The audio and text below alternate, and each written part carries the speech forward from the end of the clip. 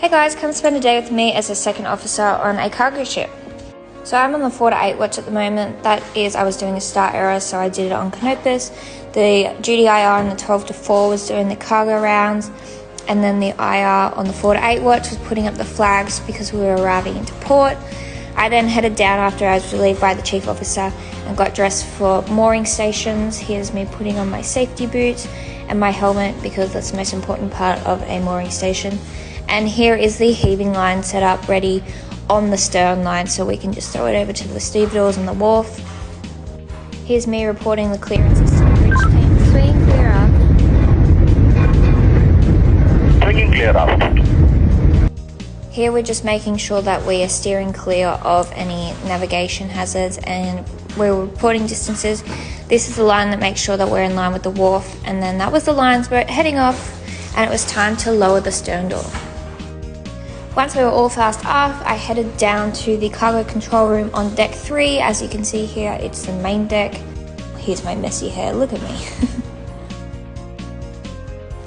Here's me walking through the main deck, already started cargo, and then I started up and prepared the cargo control room for the day. So I silenced all the alarms and I put on the cargo ventilation to make sure that there was enough air in the main deck. I then started the ballast system to move some water around, and then I got relieved at 8 o'clock, so I headed up. I didn't have breakfast this morning, but I made myself a nice yummy ice matcha, which is my favorite. I love it, especially with a little bit of honey. Oh, and here's my bone broth. Always have that on an empty stomach. Then I started my second mate daily jobs. So I was doing the GMDSS radio equipment checks for the week. Started by turning off and making sure that the emergency battery was on, and then I started, here's me doing the VHF DSC call, checked the SART and the EPIRB up on the Monkey, oh, little sneeze, up on the Monkey Island, making sure, this is just a visual inspection, so make sure that everything seems to be okay with it, and then you check the hydrostatic release unit.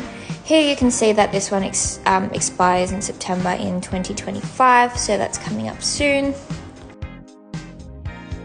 Once I was done my checks, I headed down and did some of my own study for my chief mates, and I did some editing, and then I had a nap. Thanks guys!